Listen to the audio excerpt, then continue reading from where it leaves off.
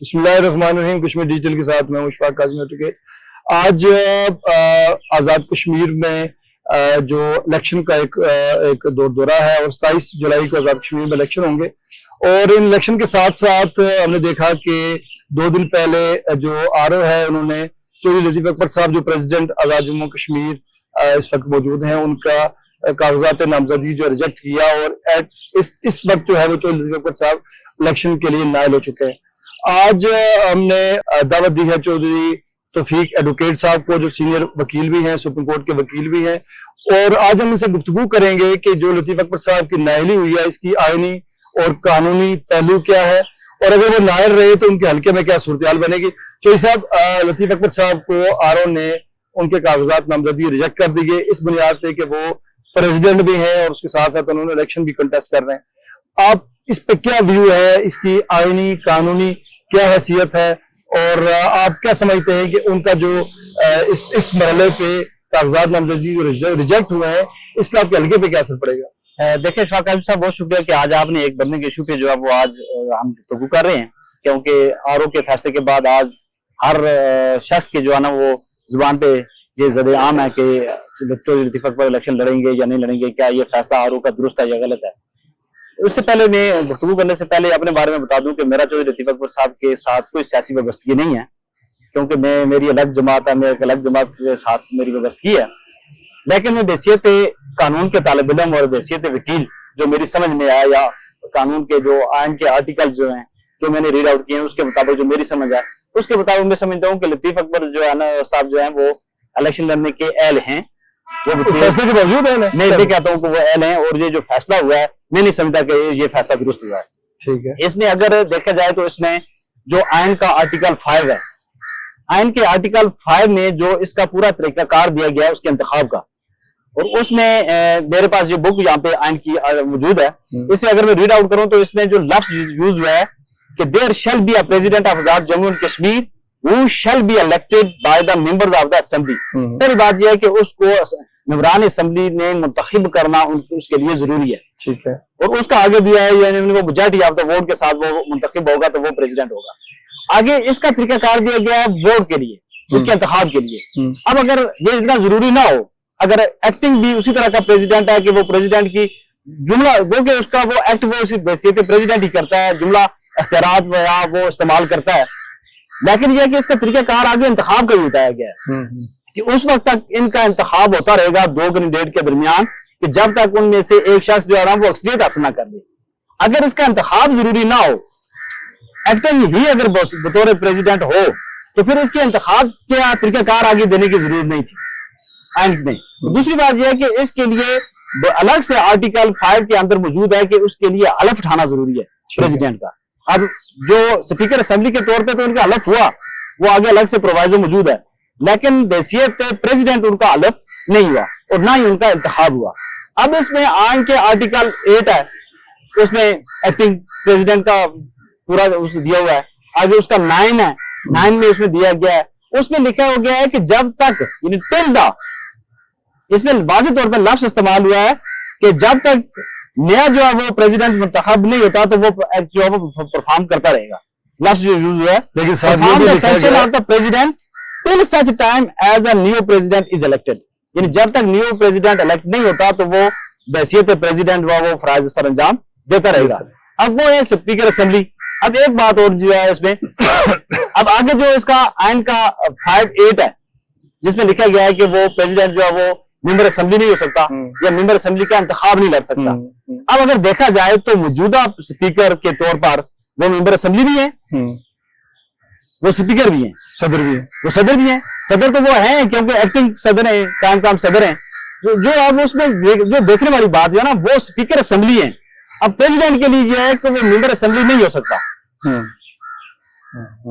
वो किसी दूसरे बन के छोड़ना पड़ेगा। अगर वो प्रेसिडेंट अगर बनेगा तो छोड़ना पड़ेगा, यानी वो सीट छोड़ेगा। तो लेकिन ये है कि वो उन्होंने सीट भी नहीं छोड़ी, वो अपने ओहदे पे भी हैं, वो एमएलए भी हैं, वो असेंबली के मेंबर भी हैं और साथ स्पीकर भी हैं। अब इसमें एक और चीज जो है ना, अब जो सदर होता है वो किसी पार्टी का नहीं होता। अगर देखा जाए तो लतीफ अकबर साहब हैसियत पीपल्स पार्टी के सीनियर रहनुमा के तौर पर पीपल्स पार्टी के जुमला फंक्शन वो होल्ड करते हैं। जुमला उसकी मीटिंग होल्ड करते हैं। अब अगर उस तरह के फुल फ्लैज प्रेसिडेंट होते तो वो ये ना वो तो अपनी पार्टी की किसी मीटिंग में जा सकते हैं, ना वो अपनी पार्टी की कोई पोजीशन संभाल सकते हैं, ना वो। लिहाजा मेरा जो है ये है कि ये जो बतौर कायम काम जो है वो प्रेसिडेंट है और इनका जो है वो इलेक्शन या इंतखाब लड़ने में कोई अमर जो है वो माने नहीं। तो सब आपने आर्टिकल 5 का रेफरेंस दिया, आपने डेफिनेशन क्लास में अगर आप जाएं वहां पे प्रेसिडेंट की डेफिनेशन लिखी हुई है कि हु इज द प्रेसिडेंट, उसमें लिखा हुआ है कि वो जो प्रेसिडेंट का ओथ लेगा। अदरवाइज ये भी लिखा हुआ है कि person who acting as a president, ऐसे ही है, आल्सो प्रेसिडेंट। ऐसे ही तो अब देखें ना, ये आइन की ऐसी एक तशरीह है कि अगर उसकी डेफिनेशन को देखा जाए तो डेफिनेशन के तहत तो वो तमाम फंक्शन प्रेसिडेंट वाला कर रहे हैं और वो प्रेसिडेंट भी हैं।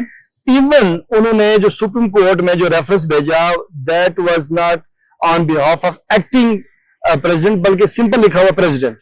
तो ये आप उसको कैसे निगेट करेंगे? डेफिनेशन इसमें देखा ना, प्रेसिडेंट की अगर डेफिनेशन की जो बात कर रहे हैं वो बात दुरुस्त आपकी, उसमें बिल्कुल लिखा गया है कि प्रेसिडेंट कोई भी चीज है जो सब उसको उसकी डेफिनेशन आर्टिकल 2 में है ना, उसकी definition president means the president of Azad Jammu and Kashmir and includes a person from the time being acting as or performing the function of the president of Azad Jammu and Kashmir. अब एक्टिंग एंड परफॉर्मिंग अगर देखा जाए तो वो तो प्रेसिडेंट कर रहे हैं, लेकिन इसको अगर आप मिलाकर पढ़ें 9 के साथ, आर्टिकल 9 के साथ, उसमें लिखा गया है कि till the new appointment of president, इसमें क्या लफ्ज लिखा है? Performing the function of the president till such time as a new president is elected.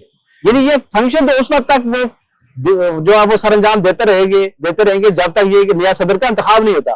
अब ये अलग बात है कि नए सदर का वैसे अलग बात। देखिए दो चीजें, एक तो ये है कि जो कायम मकाम चीफ जो प्रेसिडेंट है वो 30 डेज तक उसका होना चाहिए, उसके बाद ऐसे कॉन्स्टिट्यूशन में लिखा हुआ है कि नया सदर का इंतखाब होगा।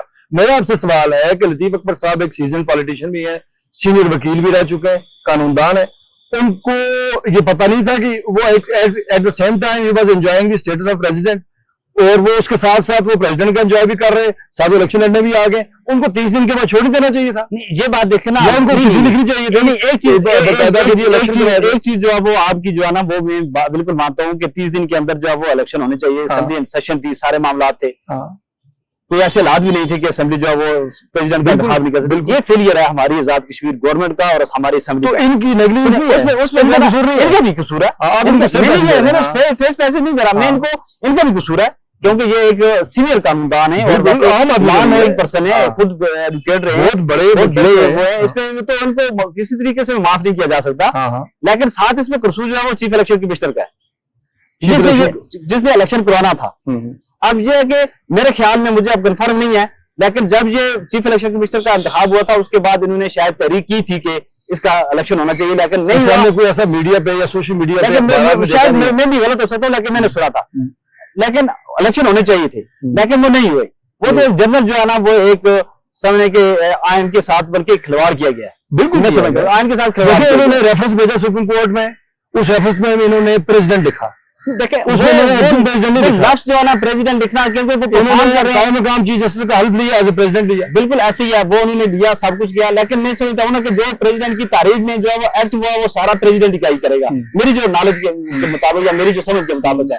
अब दूसरी चीज ये है ना कि एक चीज और देखनी पड़ेगी, मुझे नहीं पता उसका, कि इन्होंने बतौर सदर फराइज तो जो सदर के थे वो उन्होंने सरंजाम दिए, पर्सनल प्रिविलेज भी लिए होंगे, लेकिन ये देखना चाहिए कि जो मुराद है उन्होंने मुराद स्पीकर की लेते रहे या सदर की लेते रहे। ये वैसे अगर सदर की लेते रहे फिर तो आप वाली बात ठीक है कि वो उन्होंने अपने आप को सदर माना और सदर के। तो मेरे ख्याल में आप एक बड़ा पॉइंट दे रहे हैं उन साहिबान को कि जो लतीफ अकबर साहब की जिन्होंने अहलियत को चैलेंज किया है, वो जब कोर्ट में जाए तो ये भी देखना चाहिए कि भाई ये भी देखिए रात कौन सी लेते रहे हैं, तो फिर तो बिल्कुल ऐसी बात है। अगर सदर की मुराद लेते रहे तो फिर तो अलग बात है, अगर वो स्पीकर की मुराद लेते रहे तो फिर बात कुछ थोड़ी सी। अच्छा मुझे ये बताएं कि अगर ये तो कजिया चलेगा अभी सुप्रीम कोर्ट तक चलेगा, ऐसे ही 27, 28, 29 दिन रह गए, 28 दिन रह गए, तो आप क्या समझते हैं कि फर्ज करें ये मामला अभी हाई कोर्ट में जाएगा, हाई कोर्ट से सुप्रीम कोर्ट में जाएगा।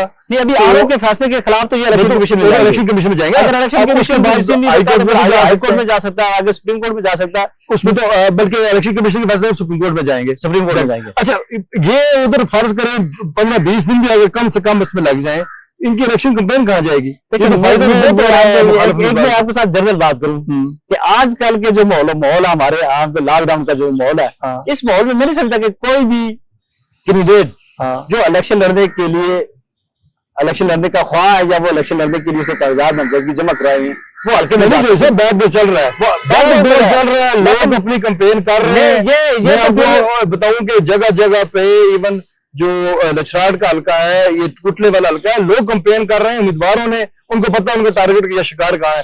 मैं ये कह रहा हूँ, जनरल इंप्रेशन की बात कर रहा हूँ कि इनका जो इंप्रेशन डेवलप हो जाएगा, अगर फर्ज करें इलेक्शन से 5 दिन पहले इनका फैसला होता है, इस पे कोई बात नहीं करता, क्योंकि मैं कहता हूँ कि सियासी हवाले से तो मैं उनके मुखालिफ हूँ और नुकसान डेफिनेटली होगा। मेरे ख्याल में ज़ाहिर होना भी चाहिए, ज़ाहिर है बहुत सारी चीजें जो है पहले देखनी चाहिए थी। तो अगर ये इस तरफ इलेक्शन में जा रहे थे तो इनके सारे पहलू जो है इनके सामने थे और इनके खिलाफ पहले हाईकोर्ट में रिटर्न भी हुई थी, जो चल भी रही है रिटर्न, तो इनको देखना चाहिए था कि ये मेरे खिलाफ ये मामला है, इनको ये किस तरह। मुझे लगता है वो शायद इलेक्शन लड़ने में इतना संजीदा भी शायद ना हो। अगर ना संजीदा नहीं है तो मैं कहता हूँ कि टाइम भी छोड़ दें ताकि जो बाकी लोग हैं उन्हें मौका मिल सके। बहुत शुक्रिया जी। ये थे चौधरी तौफीक एडवोकेट, सुप्रीम कोर्ट साबिक सेक्रेटरी जनरल सेंट्रल बार, और इनसे बड़ी जबरदस्त गुफ्तगू रही चौधरी तौफीक साहब की नाअहलियत के हवाले से, और ये तो कह रहे हैं कि वो फैसला बिल्कुल गलत है।